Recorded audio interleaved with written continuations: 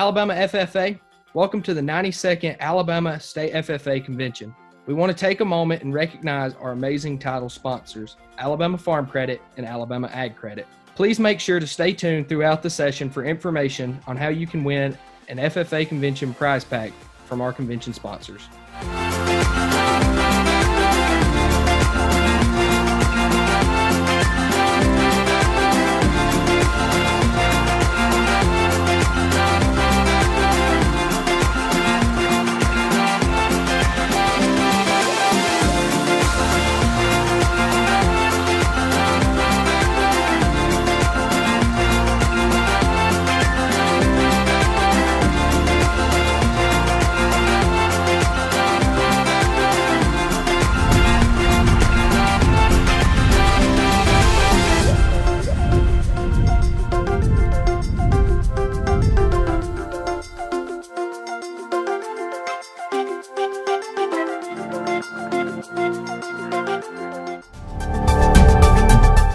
Welcome to FFA News Today. I'm Lawrence Smith. And I'm Jessica Wells. Carol Baskin and Joe Exotic have been seen trying to take over an online convention that is being streamed across the state of Alabama. Let's tune into our field reporter, Mr. Monty Waters, for a report. This is Monty Waters coming to you live from the convention floor. Let's take a look around and see what's going on. I saw Tiger, and now I understand. I saw Tiger, and Tiger saw a man. Whatever, just get out of here. Hey, all you cool cats and kittens, Carol here. I'm never gonna financially recover from this. You're so dramatic.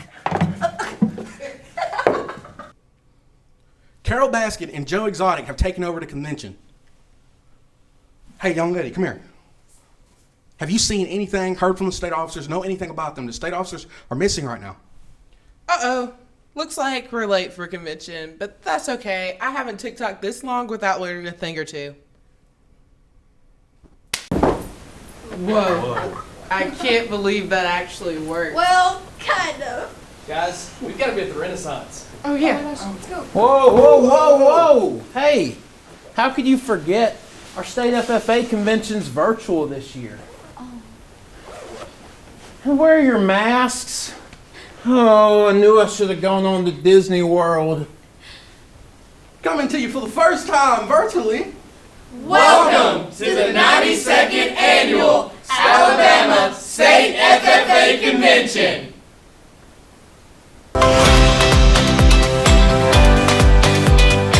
Alabama FFA, your 2019-2020 State FFA Sentinel from the Daphne chapter, Garrett Springs. Your 2019-2020 State FFA Reporter from the Reeltown chapter, Kashaya McKinney.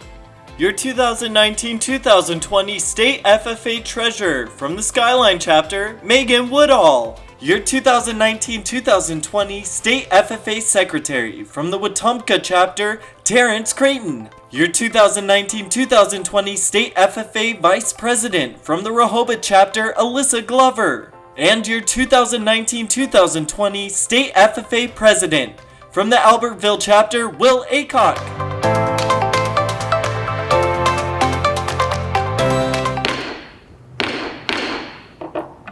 The convention will come to order. We are now holding the 92nd Annual Alabama FFA State Convention. Madam Vice President, are all officers at their stations? I shall call the roll of officers, determine if they are at their stations, and report back to you, Mr. President. This Sentinel. Stationed by the door. Your duties there? Through this door pass many friends of the FFA. It is my duty to see that the door is open to our friends at all times and that they are welcome. I care for the meeting room and paraphernalia. I strive to keep the room comfortable and assist the President in maintaining order. The reporter. The reporter is stationed by the flag. Why by the flag? As the flag covers the United States of America, so I strive to inform the people in order that every man, woman, and child may know that the FFA is a national organization that reaches from the state of Alaska to the Virgin Islands, and from the state of Maine to Hawaii. The treasurer. Stationed by the emblem of Washington. Your duties there? I keep a record of receipts and disbursements, just as Washington kept his farm account, carefully and accurately. I encourage thrift among the members and strive to build up our financial standing through savings and investments. George Washington was better able to serve his country because he was financially independent. The Secretary. Stationed by the ear corn. Your duties there? I keep an accurate record of all meetings and correspond with other secretaries. Wherever corn is grown, the FFA members meet. The Advisor. Here by the owl. Why stationed by the owl? The owl is a time-honored emblem of knowledge and wisdom. Being older than the rest of you, I am asked to advise you from time to time as the need arises. I hope that my advice will always be based on true knowledge and ripened with wisdom. Madam Vice President, why do you keep a plow at your station? The plow is the symbol of labor and tillage of the soil. Without labor, neither knowledge nor wisdom can accomplish much. My duties require me to assist at all times in directing the work of our association. I preside over meetings in the absence of our president, whose place is beneath the rising sun. Why is the president so stationed? The rising sun is the token of a new era in agriculture. If we will follow the leadership of our president, we shall be led out of the darkness of selfishness and into the glorious sunlight of brotherhood and cooperation. Mr. President, all officers are at their station. Thank you, Madam Vice President. The Secretary will call the roll of members. There are 14,898 members and numerous guests and advisors present, Mr. President. Thank you. FFA members, why are we here? To practice brotherhood, honor agricultural opportunities and responsibilities, and develop those qualities of leadership which an FFA member should possess. I now declare this convention duly open for the transaction of business or attentions to any matters which may properly be presented.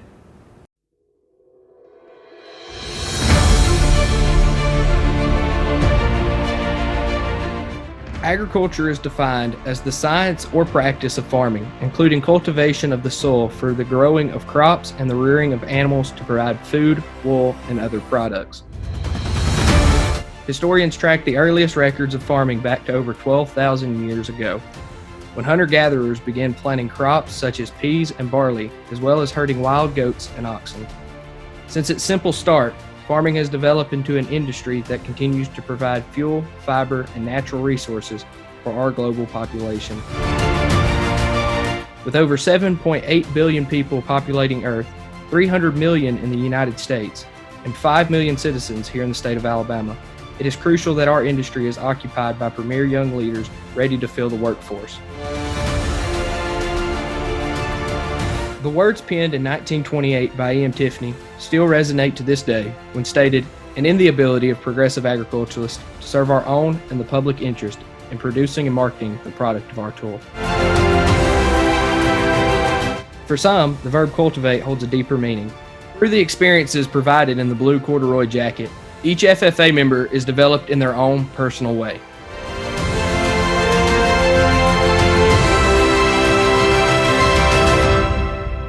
Hey there, my name is Will Aycock, and I've had the opportunity of serving as president of the Alabama FFA Association this past year. I'd like to welcome you to the 92nd Annual Alabama FFA State Convention. Now, we are clearly living in unprecedented times, and with that being said, I'd like to say thank you. Thank you for tuning in and showing your support throughout our episodes of Virtual State Convention and for your involvement with our association. It is my belief that we all serve in our own capacity, some of us as active FFA members and officers, and others as alumni and supporters. Perhaps you're one of over 300 agricultural educators who serve the needs of over 30,000 agricultural education students daily.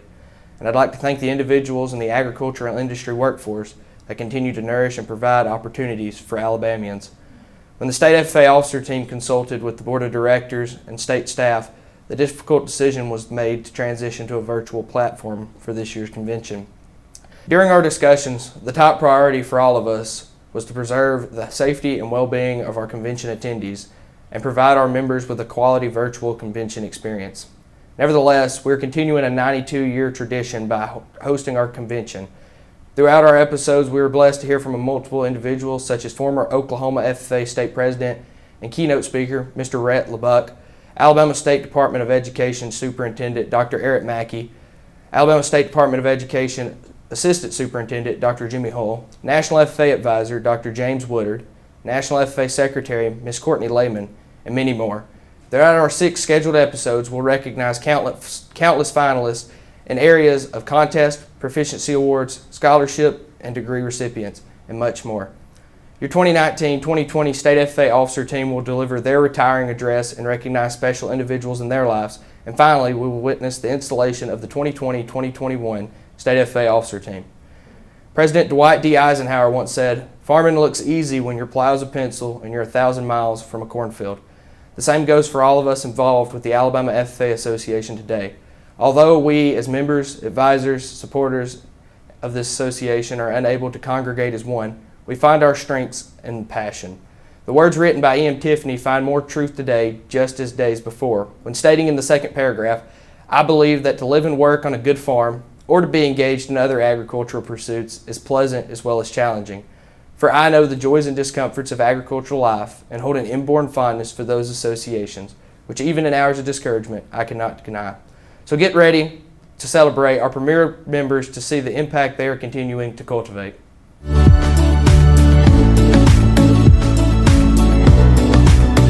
In the United States of America, we have opportunities and privileges that millions of people across the world do not have. We are allowed to speak freely just as we have today at the 92nd Annual Alabama FFA State Convention. Freedom comes at a price, and this is demonstrated every day by our military and law enforcement members. We are pleased to present our national anthem and take a moment to honor our American servicemen and women. You know, growing up in Northeast Alabama, the future farmers of America were a big part of my life, you know, from fruit sales to learning how to build a fire and change a tire to just learning how to use my hands, and really gave me a sense of pride and a sense of purpose and knowing, you know, to be in a group like the FFA. So here's to everybody out there that's contributing and helping young kids learn how to be better tomorrow. Oh, say, can you see by the dawn's early light what so proudly we held at the twilight's last gleaming, whose broad stripes and bright stars through the perilous fight o'er the ramparts we watched were so gallantly streaming, and the rocket's red glare, the bombs bursting in air, gave proof through the night that our flag was still there. Oh, say does that star-spangled banner yet wave o'er the land of the free and the home of the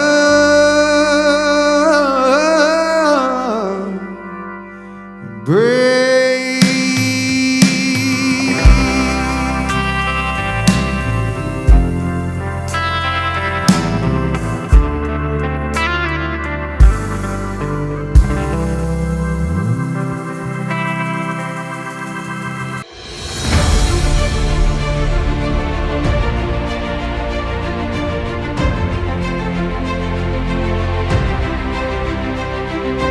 At this time, we would like to thank our title sponsors, Alabama Ag Credit and Alabama Farm Credit, for their continued support to the Alabama FFA Association.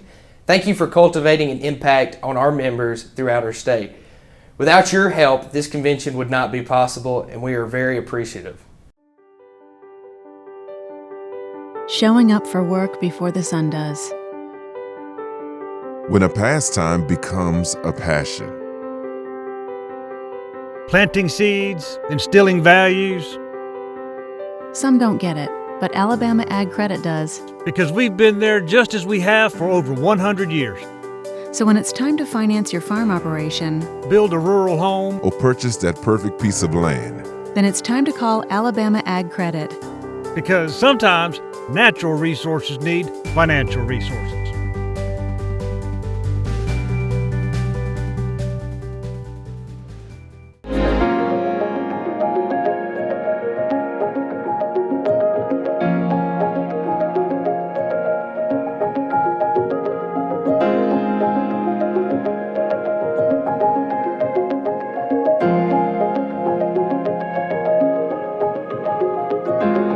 The National FFA organization, for any student that is interested in being involved, is an awesome way, a positive way to be influenced. So I just want to take a minute and say thank you to Alabama Farm Credit for the support that we have here in our state for the Alabama FFA Association. Donations as such are growing and they're impacting the members that we have here in our state.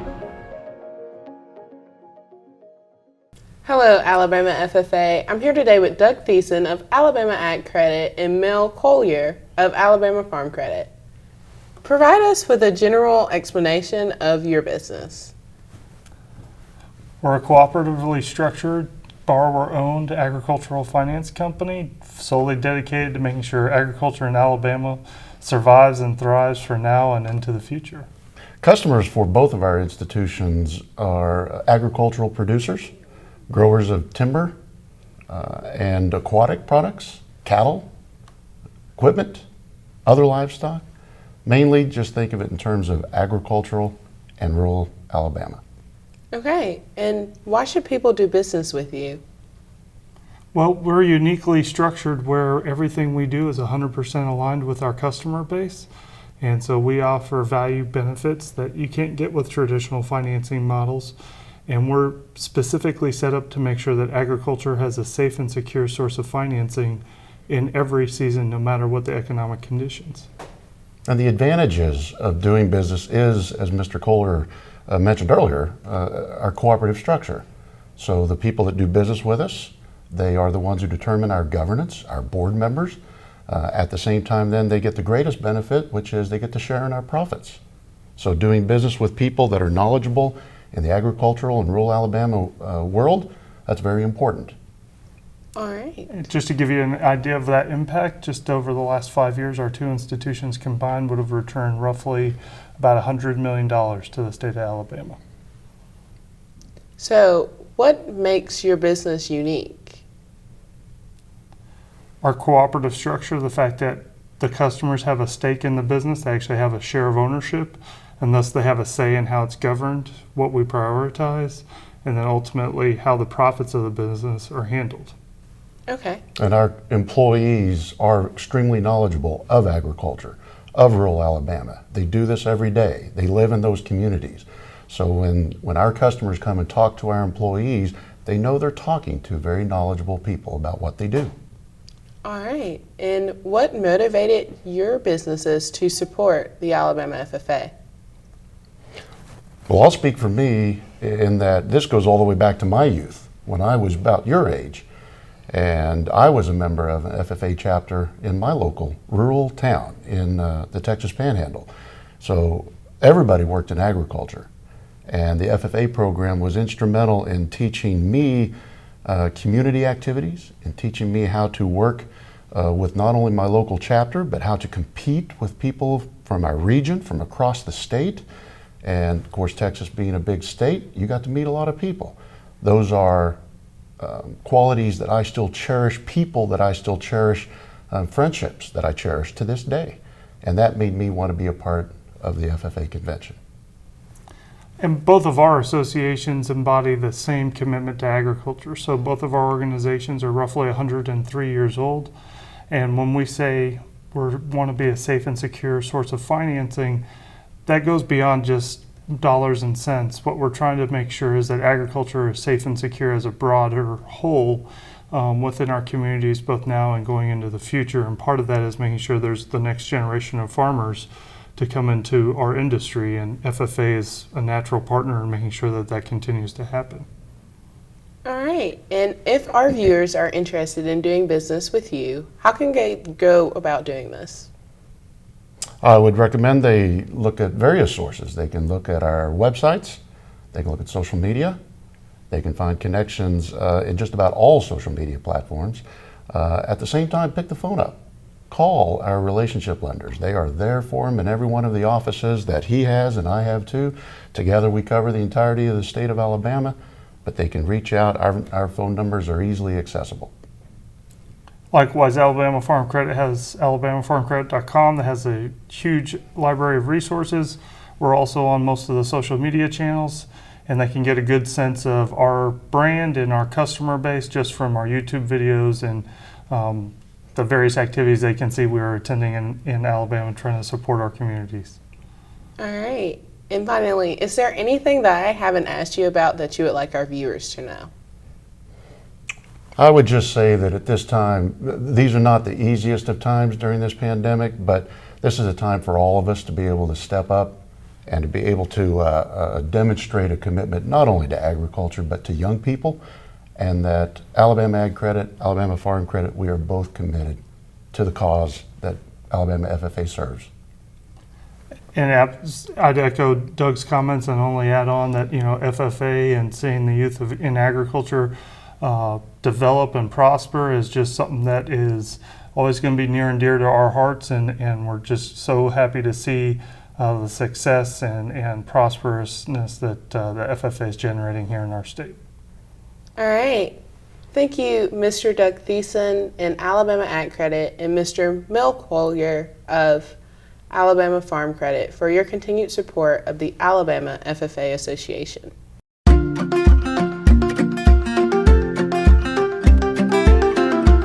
The late Pat Dye once said, "Auburn fans love Auburn."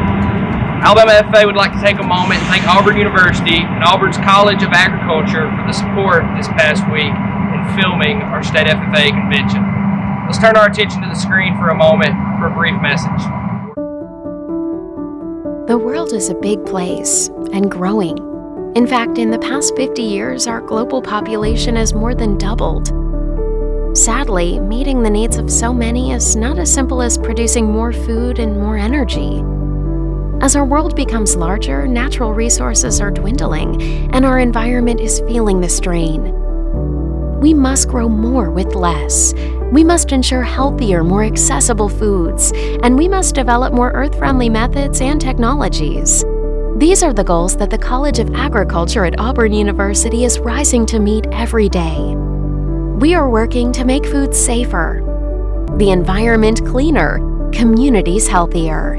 We are working to stamp out poverty while making farms more efficient and sustainable.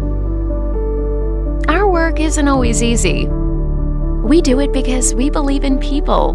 We believe in our community, and we believe in achieving good for the world.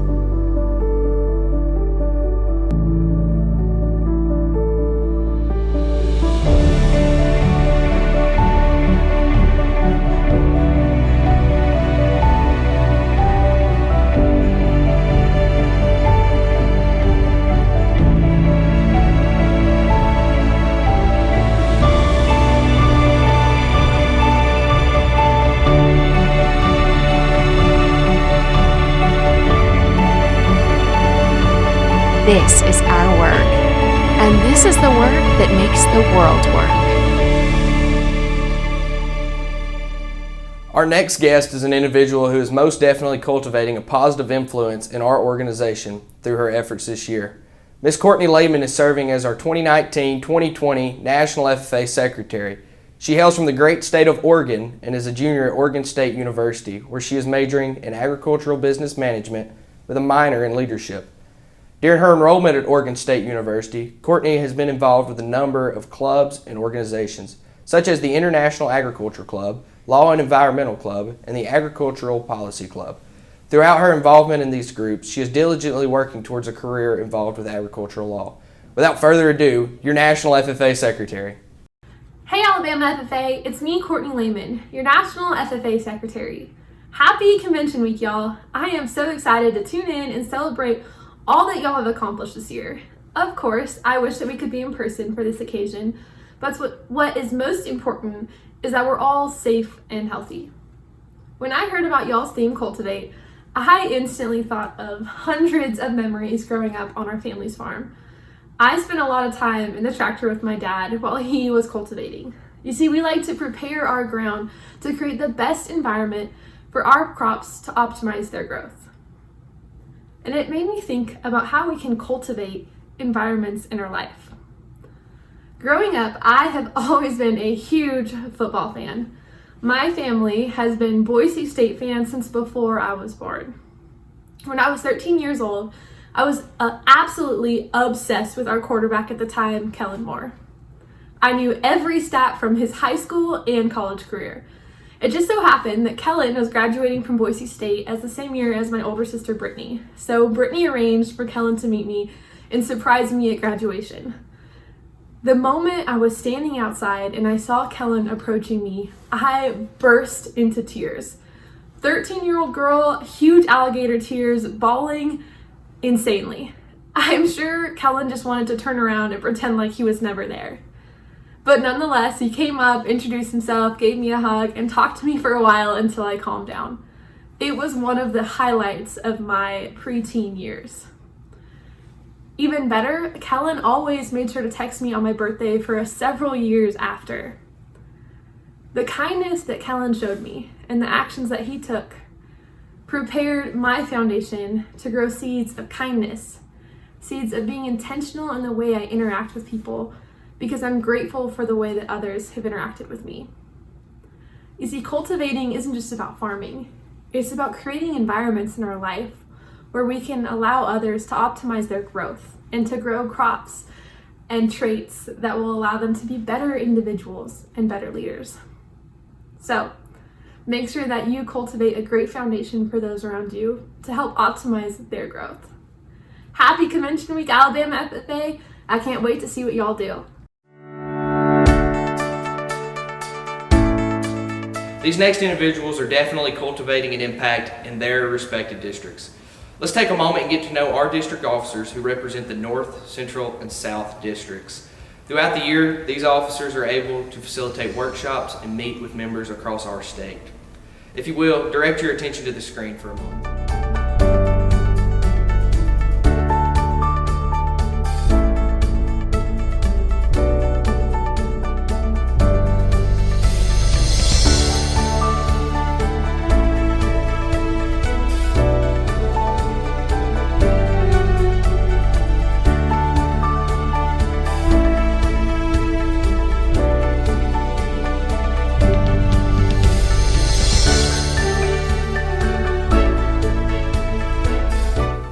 We want to take a moment and thank you again for your service to the Alabama FFA Association this past year. On behalf of the state officer team and I, it's been an honor and a privilege to get to know you and work with you. Hey there, Alabama FFA. I'm here with my buddy Carlton at the Equine Unit at Auburn University, and we just want to take a moment and recognize our 2020 National Officer Candidate, Mr. Will Jordan. Will has formerly served as state reporter here in the state of Alabama. We want to congratulate him on being selected as our National Officer Candidate. Let's take a moment and get to know him. Hey y'all, I'm Will Jordan from the Clay Central FFA chapter, and I'm super excited to be representing the Alabama FFA Association as your National Officer Candidate for this year. I'm starting my third year at Auburn University in agricultural communications, which is absolutely incredible. I get to talk about agriculture and sometimes get paid for it. I really enjoy freelance agricultural writing. I'm a rodeo clown and I'm an auctioneer, so fast talking and telling jokes is my forte. One thing that I've learned in the Blue Jacket is people are people no matter where you go. I have friends that are CEOs of multi-billion-dollar companies, that are foreign diplomats, and some that don't even have $3 in their pocket. But no matter what, people are people. They're born with an intrinsic value that I'm super excited for the opportunity to draw out of not only FFA members in Alabama, but potentially across the nation as your National Officer Candidate this year. In this crazy day and age, it's easy to think about our differences and forget about what we have in common. But when we treat people like people, you can have an impact far greater than you could ever imagine. When you meet people where they are, but keep in mind the potential that they have, you could change their life. I hope that you getting to know me encourages you as an FFA member or stakeholder, as a leader in your contemporary group, to go out and go the extra mile and draw out the best in those around you. $560 down data now $600 down data now $666 $600 down data now 777 to get it to $700 down data now 888 to get it to 800 800 on the blue jacket 800 800. I'm Will Jordan, your National FFA Officer Candidate for 2020. Thank you. At this time, we would like to recognize some individuals who've shown support to our state association this past year. Ms. Grace Ellis is going to take over the broadcast for a moment and recognize the Alabama FFA Foundation. Hello everyone, I'm Grace Ellis and I serve as the Development Officer for the Alabama FFA Foundation. We're so excited about your virtual convention and this opportunity to celebrate your year of hard work. The Alabama FFA Foundation exists for one purpose: supporting what you as students do. We work with businesses, companies, and individual donors to raise funding that makes Alabama FFA programs and events possible. I'm thrilled to now share with you this year's Alabama FFA Foundation update. Through this year's fundraising, sponsorship, and annual giving efforts, we raised nearly $150,000. In 2019, we once again issued our Case Knife program. There are still a few of these knives available, so if you don't have one yet, be sure to snag one before they're gone.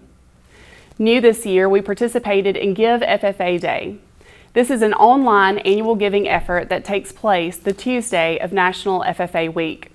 Be on the lookout for this great event in 2021, and remember, every little bit counts, so please support Alabama FFA. The Alabama FFA Foundation is honored to have received funding from more than 100 sponsors and donors during the 2019-2020 year. And for 2020, despite the fundraising challenges of COVID-19, we welcomed new sponsors like Blackjack Horticulture, Alabama Department of Ag and Industries, and Archer Daniels Midland Company. Our Foundation Board of Directors is comprised of individuals who represent various aspects of agriculture in the farming and business communities. I would like to introduce them at this time. President of the Alabama Association of Agri-Science Educators, Matt Ball. Immediate past president of Alabama Association of Agri-Science Educators, Darrell Beal. Alabama FFA State Advisor, Andy Chamness. Jared Dias, Alabama FFA Education Specialist and Executive Secretary. Board President, Paul Pinion, Alabama Farmers Federation. Jacob Davis, Alabama Peanut Producers Association. Will Aycock, President of the Alabama FFA Association. Dr. Billy Powell, Retired Executive Director for Alabama Cattlemen's Association. Brad Williams, Wayne Farms. Aaron Beasley, Alabama Cattlemen's Association. Chris Alexander, Cargill. Board Vice President, Jim Cravey, Retired Alabama Farmers Federation Commodity Director and past State FFA Officer. Sarah Murchison, Team Ag Ed Chair and former Autauga County School Superintendent. Board Treasurer, Doug Thiessen, Alabama Ag Credit. Jerry Newby, North Alabama farmer and former Alpha President. Reed Rogers, Golden Peanut Company. Samantha Carpenter, Alabama Farmers Cooperative. Keith McCurdy, First South Farm Credit. Seth Hammett, Power South Energy Cooperative. Jason Davis, Alabama Power. Mike Underwood, Tri-Green Equipment. Board Member Emeritus, Doug Rigney. Through the dedication and contributions of these individuals, we are able to provide awards and recognition for your accomplishments. Be sure to thank these individuals when you see them. This year, we are excited to recognize Emily Sampson as Alabama FFA Foundation's H.N. Lewis Scholarship recipient. Emily is a student at Auburn University earning a degree in agri-science education. Originally from California, Emily was active in FFA as a high school student, serving as president of her chapter, serving Sierra Butte's FFA section reporter, and earning a national silver emblem for her outdoor recreation proficiency. As a college student, Emily has earned her American FFA degree, served as president of Auburn University's Collegiate FFA, and has served as an Auburn University Agri-Science Education Ambassador. Emily had this to say: I believe that in order for the industry to grow, we must support continuous learning and search for areas of strength and growth objectively. These beliefs are something a teacher must possess so they may help their students find their passion and grow the agricultural industry. Congratulations, Emily. We're proud of your accomplishment. The Advisor of the Year program was established to honor those agri-science educators and FFA advisors who go above and beyond with their respective programs. One representative is selected from each district and presented an FFA Advisor of the Year jacket. So when you see advisors sporting their official Navy coat, please be sure to congratulate them and thank them for their service to Alabama FFA. Our 2020 Advisors of the Year are: representing the South District, Bill Emfinger, George W. Long, FFA Chapter. Representing the Central District, Jessica Hodnett, Horseshoe Bend, FFA Chapter. And representing the North District, Lucas McCullum, Coleman Middle School. Congratulations to these outstanding advisors. In 2019, the Alabama FFA Foundation initiated an award to recognize a new advisor annually who shows exceptional performance. $1,000 is given to his or her FFA chapter as a reward for their hard work and outstanding service. This year, we congratulate Josh Williams of the Benjamin Russell FFA chapter. Mr. Williams, keep up the good work. Each year, the Alabama FFA Foundation hosts the Wall of Honor program to recognize leaders and supporters of Alabama agriculture and the FFA Association, and to raise money for the Alabama FFA Foundation. This year, due to COVID-19, the program was canceled, but we look forward to honoring these individuals in 2021. From all of us at the Alabama FFA Foundation, thank you for tuning in. We congratulate you for your hard work and accomplishments this year, and we hope you enjoy your virtual 92nd Annual Alabama State FFA Convention. Once again, on behalf of the Alabama FFA Association, we'd like to thank you for your continued support throughout the year.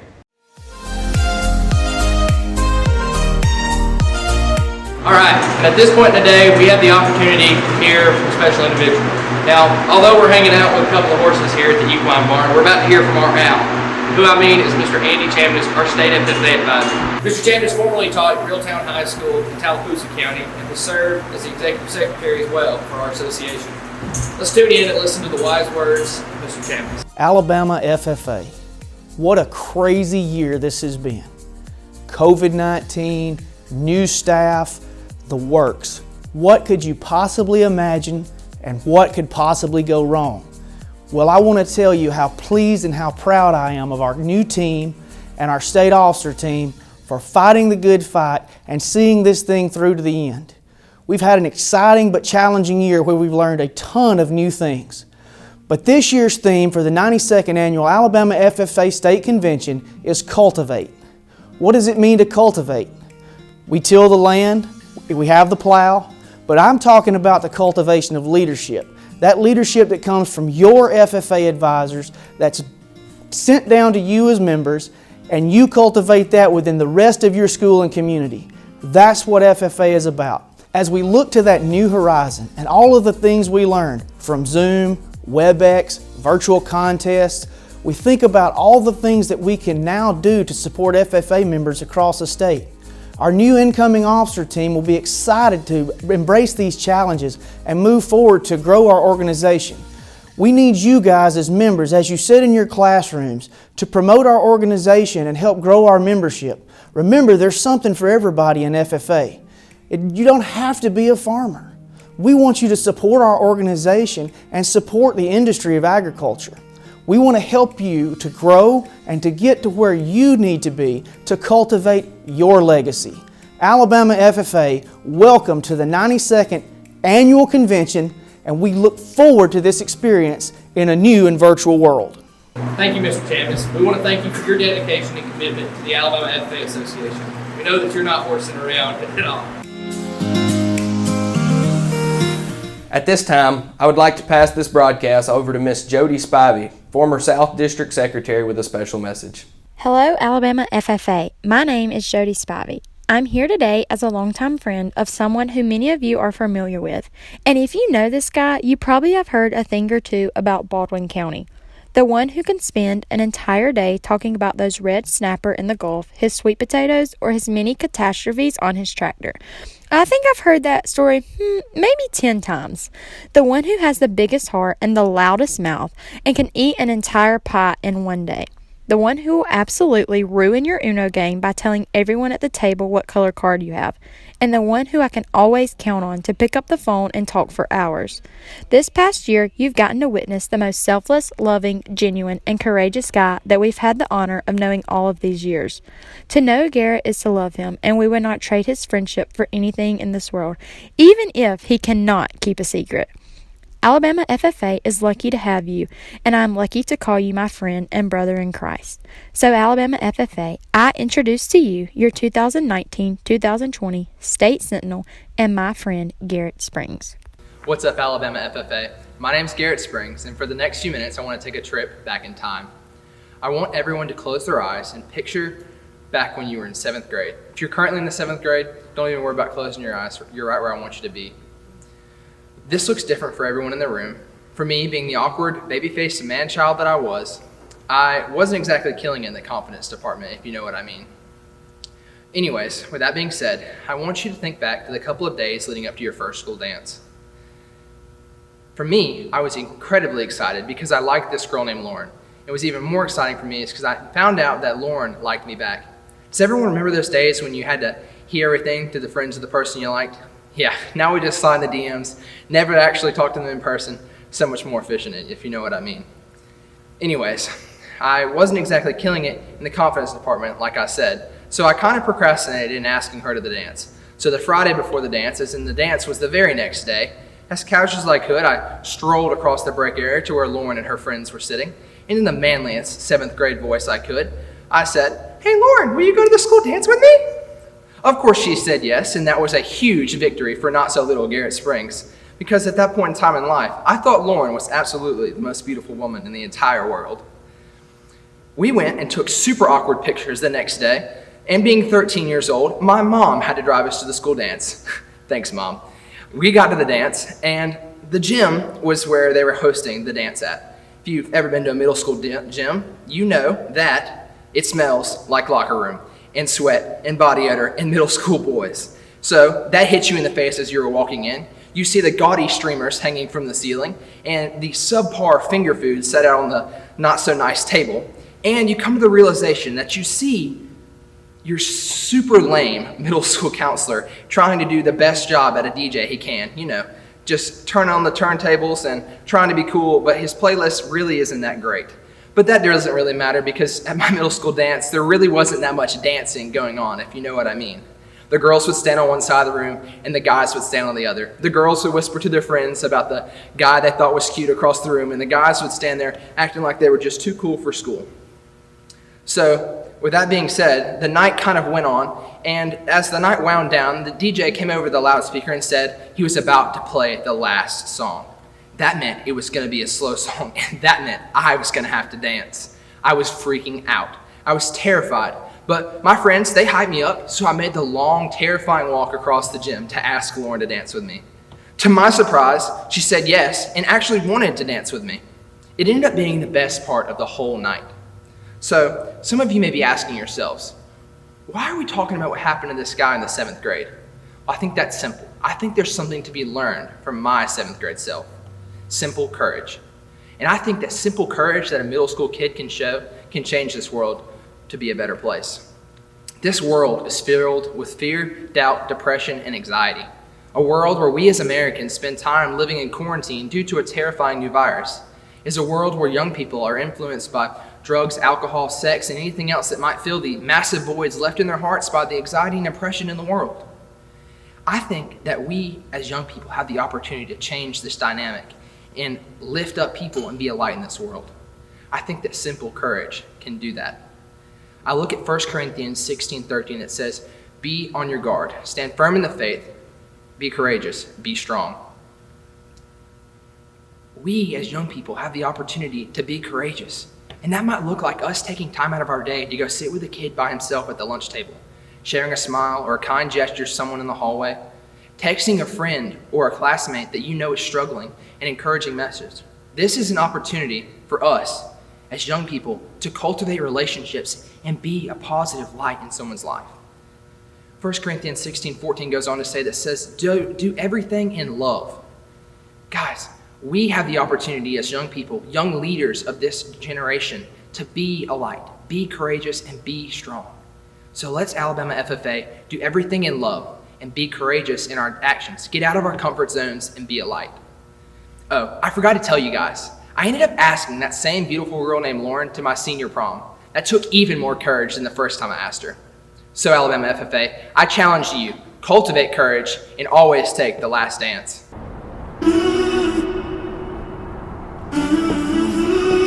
Garrett, throughout our year of service, it's been a wild ride. From our time spent jamming out during car rides listening to Lizzo, to listening to the dear words of our old friend, J.P. Waters, there's definitely never been a dull moment. If anyone knows about the row crop operations here in the state of Alabama, or Auburn football, it's definitely you. Your ability to make a friend of any stranger or bring a smile to those around you is nothing less than expected. We hope that after your retirement, you're able to celebrate with a sweet treat from the infamous Cold Stone Creamery in Tigertown. It is our hope that we all are able to take that last dance and show courage to those around us. Thanks for always cultivating passion, courage, and laughter on our team. Love always, the Dream Team. Will, Alyssa, Terrence, Megan, and Kashai. Nobody sees you. Nobody will believe you. Alabama FFA, I want to take a few moments to recognize the people who have impacted me and gotten me to where I am today. What they say about you, God only knows. Mr. Stewart, I don't know where to start. From our many arguments in the shop to our early morning duck hunts before class, I've learned so much from you in so many ways. Besides being one of my best friends and an amazing ag teacher, you have been a huge support to me in all things FFA in life. You have always been willing to road trip with me to any FFA event or interview and always pushed me to be the best in my CDE. Mr. Stewart, thank you for being my advisor and thank you for pushing me to be the best I can be. Dr. Anderton, I can't begin to thank you enough for all the crazy adventures we have had, from trying to build an entire retaining wall to making a fake agriculture class just to mess with the other ag teachers in our county. I don't know how to thank you enough for teaching me that you can make something from nothing and always have a smile on your face, no matter what goes wrong. You also taught me that there's a grant for anything and people are always willing to give the children money. Thank you, Dr. Anderton, for always being my advisor and always putting a smile on my face and supporting me in everything I do. Mom, from the countless loads of laundry to the delicious home-cooked meals, you have been my rock through it all. I have no idea why you continued to wash my clothes when I'd come home filthy from the farm every afternoon, but you did. You're always willing to talk, listen, support me through everything I've decided to do with my life. Oh, and I can't forget, no matter what I do, you always give your opinion because Mother knows best. Mom, you have made me into the man I am today, and I can't thank you enough. I love you, Mom. Dad, I don't know where to start, from our countless hours hunting or fishing to the many projects that we have tackled over the years. You have taught me the value of hard work and taking pride in what I do. Dad, you have been my biggest fan, and you have been in my corner through everything I've done, from football to the hours I've spent in the peanut field.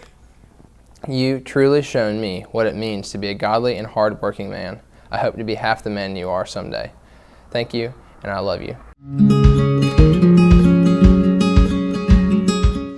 Just as the American farmers and ranchers that serve the needs of the agricultural industry are cultivating on a daily aspect, this next FFA chapter has cultivated a legacy in their home and community. Let's take a moment and tune in to the Elkmont FFA chapter and the great things they're doing back home. The Elkmont FFA chapter has worked diligently to provide support in their community, as well as achieve numerous proficiency and career development event awards. Elkmont volunteers for numerous community service opportunities in their area. Two main events are the local Kitty Carnival and the American Farm Heritage Days Tractor and Engine Show hosted in Piney Chapel. Elkmont FFA is a group of trusted volunteers within their community. They are always willing to serve and help make these events a success. The past year, Elkmont FFA had 7 state career development event winners and over 10 state-winning proficiency awards. This group of young men and women are constantly working hard to achieve new goals. Elkmont FFA exemplifies all of the qualities the FFA chapter can bring to a community and truly embraces the role of being servant leaders. And now at this time, we have the opportunity to recognize our career development events, talent development events, and leadership development event award winners. Please take a moment and recognize these individuals on your screen.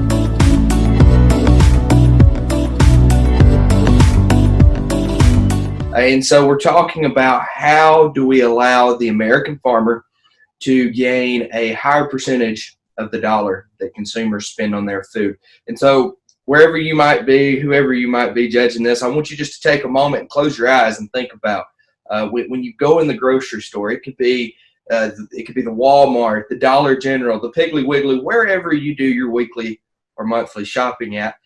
Think of that favorite item that you like to buy. When you walk into the store, you know what aisle it is on, you know what the box looks like, and typically you know the price of it because it's your favorite. Personally for me, when I go into the store, I walk into the Piggly Wiggly in Albertville, Alabama, walk to about the fourth aisle back, halfway down the aisle, take a right, and there they are, my favorite snack of all time.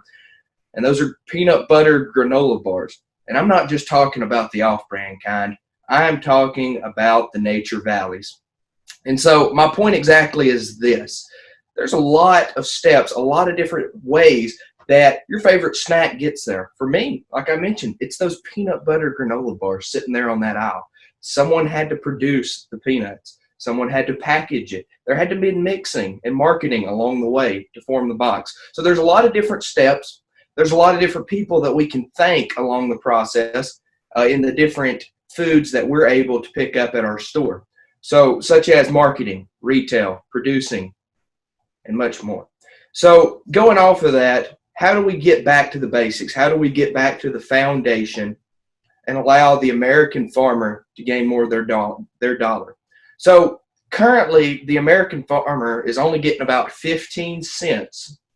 They're only gaining, let me say that one more time, 15 cents of each dollar that the consumer is spending on their food.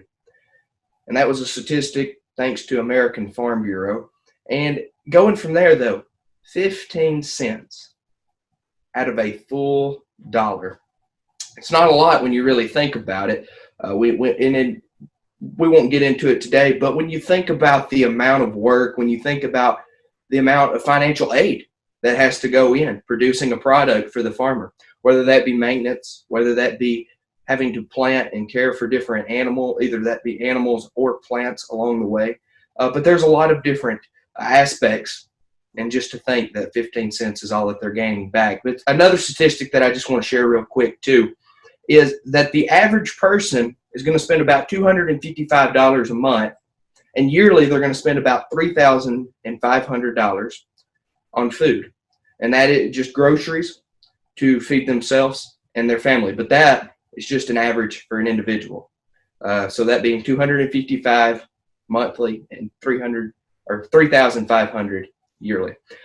So keep that in mind too when you think about that 15 cents a dollar. But how do we deal with this? So we know, we know the different steps. We understand that there's different steps along the way, but how do we deal with this issue?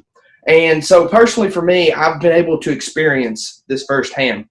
In my supervised agricultural experience, I raise swine, so pigs, and I also raise cattle, both for production purposes. We take and we go to a USDA inspected facility. We have retail cuts from that are made from the animals that we raise at that point, and then I sell directly to the public at local farmers markets in different areas such as that. And so direct selling to the consumer is one way that we are able to get the American farmer more a higher percentage from the dollar that the consumer is spending. And so during the recent times of COVID-19, that is something that I personally have noticed is an influx of people wanting to come and buy my product. One, because it's a little cheaper at times because of all the different processes that you might have to go through on a larger scale. And two, they want to help support a local farmer. And I believe in the long run, that is going to be a way that we are able to help the American farmer is by saying, hey, let's go from a direct market. Let's shift to a direct market. Let's buy a little bit more of a local product. Another way that we can do this is through the direct marketing as well as through advocacy. So you have groups like the Farmers Federation, Farm Bureau, the FFA, for example. You also have groups such as the Alabama Cattlemen's Association here in this state, and a recently new one that is starting called RCAF.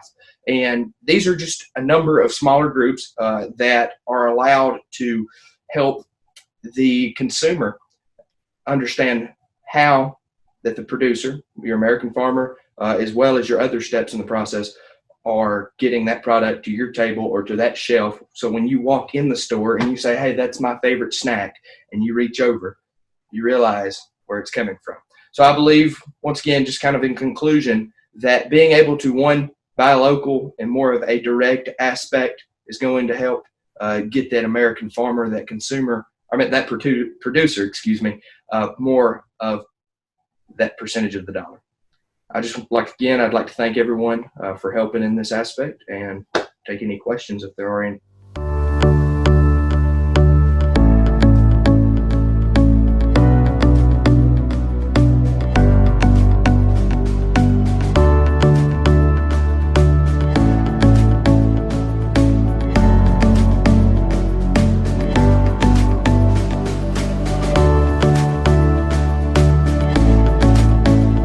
Imagine walking into a cold, sterile laboratory, surrounded by beakers and petri dishes, sitting atop stainless steel tables.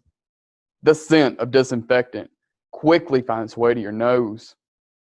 As you survey the laboratory, you notice a collection of glassware on a table nearby. In each piece is an unidentifiable pink substance. Soon, your curiosity peaks, so you lean in for a closer look. After a moment of study, you notice a striking resemblance to ground beef. As strange as this may sound to some, this scene is a very real part of a new trend taking the scientific community by storm. Lab-grown meat, also known as cultured meat or clean meat. To begin this process, muscle tissue is removed from an animal, and viable cells are isolated and placed into a salt, sugar, protein solution to replicate the environment inside the animal. The cells begin to multiply rapidly, and soon a substance resembling meat begins to grow. The new animal-free meat product touts many benefits when compared to traditionally produced beef. These benefits supposedly reduce animal cruelty and suffering, as well as reducing the impact that animal agriculture has on the environment. While some who know little about animal agriculture often comment negatively on the treatment of animals, those of us who care for the animals used to produce a healthy protein source know the truth behind both fallacies. Today, more than ever, livestock producers go to great lengths to ensure their animals get the best possible treatment and care. Practices to include ensuring animals in feedlots have ample bunk space, ways to stay cool in the warm months, and adequate waste and wastewater removal systems all help to ensure the animals live safe and healthy lives. In previous years, many improvements have been made to further prevent animal cruelty and suffering. Dr. Temple Grandin studied livestock working facilities extensively and designed systems to calm cattle even directly before harvest. Dr. Grandin once said, "I believe using animals for food is an ethical thing to do, but we've got to do it right. We've got to give those animals a decent life, and we've got to give them a painless death. We owe the animals respect." Through the implementation of systems such as the center track restrainer and solid wall curving lanes, animals may be harvested ethically and pain-free. Originally, proponents of lab-grown meat touted the product's ability to produce a less harmful impact on the environment. In a recent study performed by the University of Oxford in England, it suggested that initially, lab-grown meat would result in less warming when compared to traditionally produced beef, but that gap would narrow long-term. Chief researcher Dr. John Lynch, when asked about production methods of lab-grown meat, said, "If lab-grown meat is quite energy-intensive to produce, then it could end up being worse for the climate than cows are. In fact, of all the greenhouse gas emissions tracked by the EPA, agriculture, not just cattle, contributes only 9% of all gas emissions. Compare that to transportation or electricity production, each sector contributing 28% each of all gas emissions. In fact, in a recent study performed by Virginia Tech, if all livestock were removed from production agriculture, American greenhouse gas emissions would be reduced by only 2.6%. The rejection of traditionally produced livestock can be seen in the recent Green New Deal. A portion of this initiative sought to, quote, overhaul American agriculture. Representative Ocasio-Cortez and Senator Markey published a document to accompany the new Green Deal. In this document, both Congresspeople addressed agriculture, specifically cattle, and said, "We set a goal to get to net zero rather than zero emissions in 10 years because we aren't sure that we'll be able to fully get rid of, and excuse me, but farting cows and airplanes that fast. But we do think we can ramp up renewable manufacturing and power production, retrofit every building in America, build the smart grid, overhaul transportation and agriculture, and plant lots of trees to restore our ecosystem to get to net zero." While I agree that increasing renewable energy sources will have a positive impact on preserving our world, the question still remains, at what cost does this preservation come? If our Congresspeople are calling for a total review and repair of agriculture and are suggesting we get rid of, quote, farting cows, will this end with lab-grown meat serving as Americans' only option for animal protein? Cattle serve as much more than just a protein source for humans. Cattle often utilize land suitable for little else outside of grazing. Much of the land used to graze cattle is considered too marginal to be converted to cropland. In addition, a multitude of products Americans use every single day are produced as byproducts from cattle. Products to include chewing gum, deodorant, glass, and even linoleum. Cattle offer so many products outside of beef that are important and economically valuable to American agriculture. Today, a pound of traditionally produced, grain-fed ground beef is $3.82 per pound. serving as a cost-effective opportunity for millions of Americans to enjoy delicious and nutritious beef. In 2015, when the first lab-grown burger was announced, it rang in at a whopping $330,000. As for me, I will put my trust in my fellow cattlemen, as I know how hard we as a community work to produce safe, healthy, and affordable beef for all Americans to consume. The next time you think about beef, I hope you think about the applied practices put into place to ensure the meat you eat is as safe as possible. I ask you not to listen to the uninformed critics who know little about animal agriculture, but rather ask a farmer. Farmers believe the key to ensuring the next generation is clothed and fed is through education. After all, where would we be without agriculture? Naked and hungry, that's where.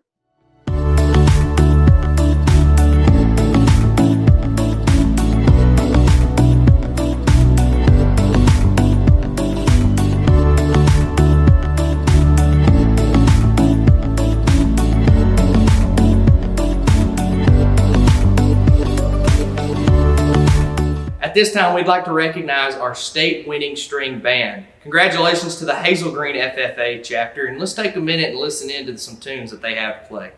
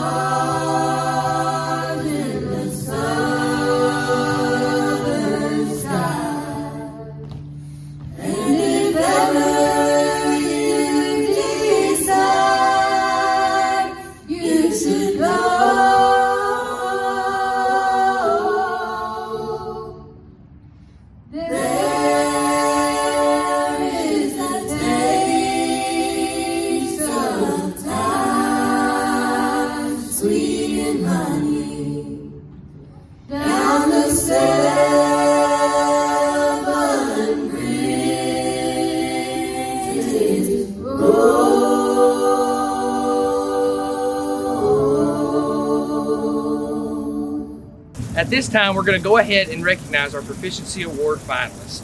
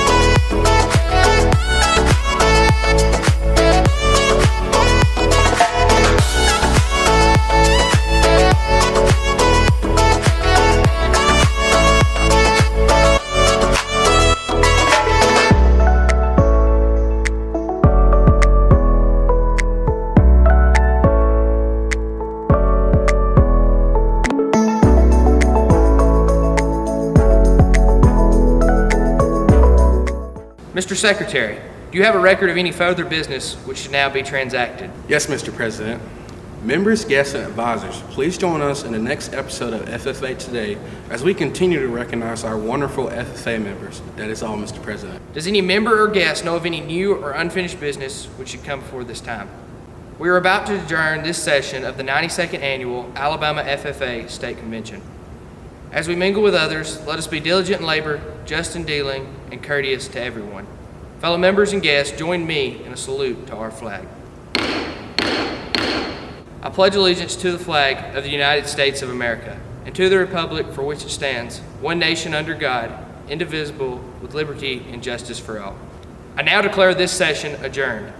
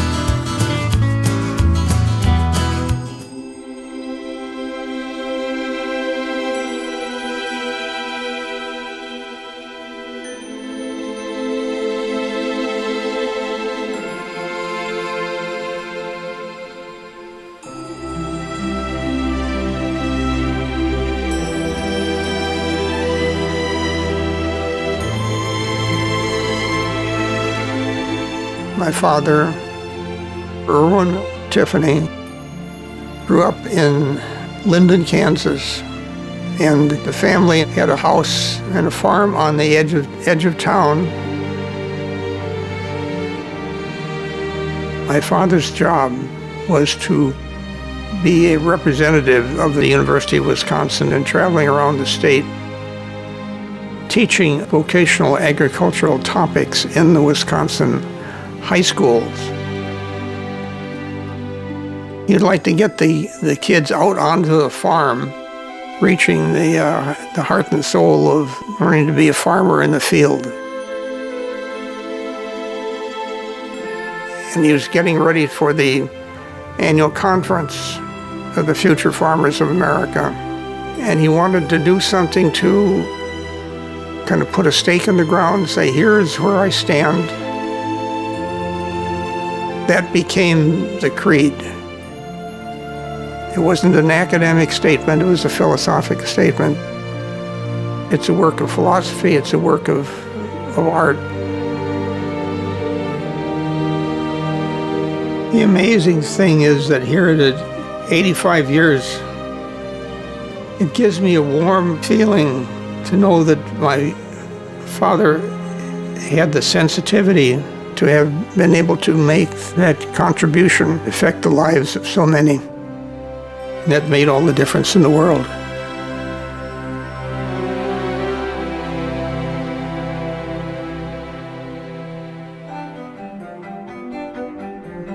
I believe in the future of agriculture. With a faith born not of words, but of deeds. Achievements won by the present and past generations of agriculturists. And the promise of better days through better ways.